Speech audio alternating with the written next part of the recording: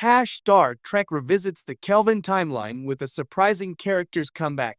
For over a decade, the Star Trek Kelvin timeline has sat in limbo, a bold experiment sparked by J.J. Abrams in 2009, brimming with action, alternate futures, and new faces for old heroes. After 3 films, the cinematic momentum seemed to fizzle out, with no fourth installment in clear sight. But now, Star Trek has finally returned to the Kelvin timeline on television, and the comeback has been led by a character no one expected, Commander T'Pol. Yes, that T'Pol from Star Trek Enterprise, the prequel series that aired from 2001 to 2005. In a jaw-dropping twist that both deepens canon and cleverly explores multiverse mechanics, T'Pol has become the unlikely bridge between the Prime and Kelvin timelines. Her reappearance, older and wiser, is a masterstroke of nostalgia and narrative ambition, and it's shaking the foundations of what Trek fans thought they knew about continuity. The Kelvin timeline's dormancy and opportunity. The Kelvin timeline began as a way to reboot Star Trek for a new generation without discarding decades of continuity. It created an alternate reality where Nero, a Romulan from the Prime universe, traveled back in time and irrevocably altered the course of events, beginning with the destruction of the USS Kelvin and the death of George Kirk. This allowed for a fresh start. Chris Pine's confident yet reckless Captain Kirk, Zachary Quinto's emotionally complex Spock, and Carl Urban's cantankerous Bones captured hearts. But after Star Trek Beyond 2016, creative inertia and behind-the-scenes reshuffling left the Kelvin timeline marooned in space. Until now. In the 4th season of Star Trek, Strange New Worlds, a surprise episode titled Crossing Shadows changes everything. A science experiment aboard the USS Enterprise leads to a rupture in subspace, and from the other side comes a time-weathered Vulcan, T'Pol, but not the one we last saw in the early 22nd century. This T'Pol is from the Kelvin timeline. How T'Pol survived across timelines. In Star Trek Enterprise, T'Pol was a sub-commander of the Vulcan High Command and eventually served as first officer of the NX-01 Enterprise under Captain Jonathan Archer. The series ended with a controversial finale, but fans never truly saw T'Pol's ultimate fate. That mystery gave writers just enough wiggle room to reintroduce her in a new context. Crossing Shadows reveals that in the Kelvin universe, Vulcan High Command's influence was more far-reaching after the destruction of Romulus. T'Pol, having lived much longer thanks to Vulcan lifespans, became a temporal sciences expert dedicated to preserving interreality stability. In her final years, she joined a secretive Vulcan initiative trying to mend the fractures in time caused by Nero's incursion. Her arrival in the Prime universe is accidental, or perhaps not.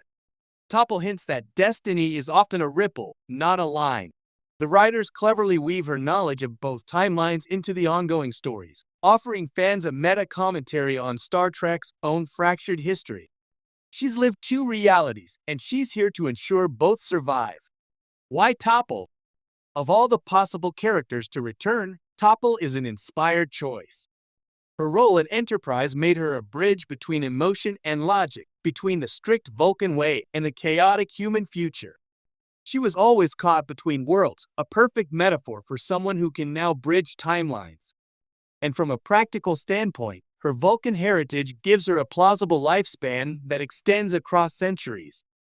With Star Trek's creative use of time travel and multiversal mechanics, the idea of her appearing in a future setting and from a divergent reality feels completely natural.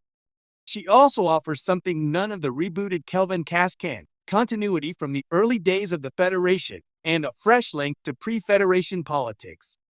As someone who remembers when Earth and Vulcan were first learning to trust one another, T'Pol becomes a living record of what Starfleet was meant to be in both timelines. Revisiting the Kelvin universe with purpose, T'Pol's presence gives writers a chance to address the narrative void left by the Kelvin film's absence. Through her, we learn what happened after the events of Star Trek Beyond. Vulcan rebuilt more cautiously after its destruction in the Kelvin universe, and Starfleet turned increasingly militarized in the wake of multiple crises, including the fallout from Khan's exposure in Star Trek Into Darkness. We also learn that Kirk and Spock's legacy in the Kelvin timeline was preserved by a younger generation of officers, some of whom may yet appear. Topple speaks reverently of Cadet Saavik, a name that stirs speculation among fans about potential crossover characters. And hints dropped about a temporal restoration directive suggest that Starfleet has known about the multiverse longer than it's admitted. This isn't just a nostalgic cameo. It's a narrative pivot point. T'Pol's appearance is being used as a soft relaunch for the Kelvin timeline, not to replace the Prime Universe, but to coexist with it, much like the Mirror Universe once did. The multiverse has always been part of Trek. Marvel may have popularized the multiverse on screen, but Star Trek was there first. From the Mirror Universe introduced in the original series to time loops, parallel Earths, and the Kelvin timeline itself, Trek has long played with alternate realities. What Crossing Shadows does so well is treat the multiverse not as a gimmick but as a thematic device. T'Pol's perspective reveals the cost of temporal manipulation. She describes watching versions of Earth collapse due to temporal paradoxes and speaks about the moral cost of altering events, even to prevent suffering. Her wisdom is heavy, her memories burdened, and her voice acts as a warning. Just because we can bend time does not mean it will bend back. It's a fascinating reframing of the Kelvin universe not as a reboot, but as a consequence. A universe forged in fire, healing in silence. Opening the door to other comebacks. If Topple can return, who else might follow? Fans are already speculating about potential Kelvin Prime crossovers. Could a version of Spock from the Kelvin reality reappear, played perhaps by Jacob Elordi or another rising star, continuing the legacy after Zachary Quinto? Could Jayla from Star Trek Beyond make a transition into the Prime Universe? Or perhaps an older, alternate Sulu could appear as a fleet admiral caught between realities. Bringing back Topple sets a precedent, and in Star Trek, precedent matters. Especially with the upcoming Star Trek Legacy series hinting at multiversal threads, a united narrative tapestry seems more possible than ever. A love letter to the franchise layers.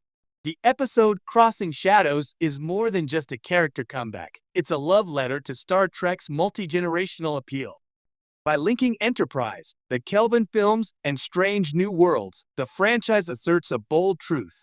Every part of Star Trek matters. T'Pol's final monologue in the episode hits especially hard. Greater than, I have walked the paths of two histories. In one, we built a federation that survived the stars. In another, we rebuilt it after the stars burned.